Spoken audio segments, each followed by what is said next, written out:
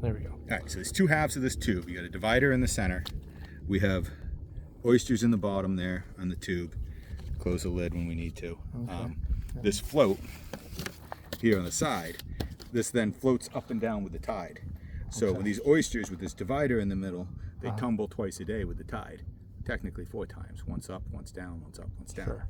And that tumbling effect body builds the oyster. So it gives the oyster what we want for a shape, and it gives us what we want for the cup. Let me reach some of these here. So what this is going to do, wash these up real quick.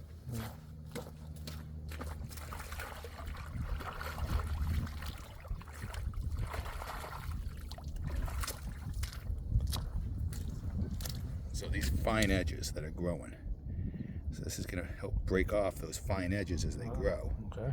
And then grow it into that deeper cup and flatter topside for the perfect half shell shape.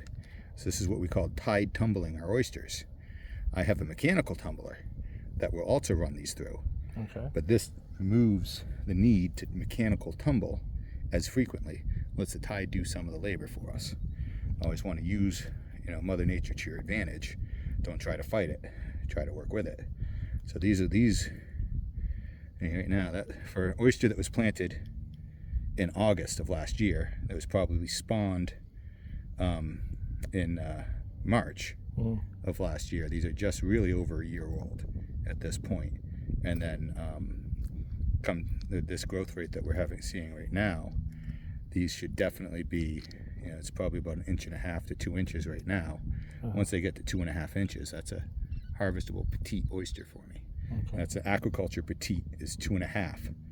Wild oysters have to be 3 inches. Okay. So I get to harvest, a ½ inch before a wild harvester would, Okay. just because they're farm grown, and they'll be a great product here when they're done.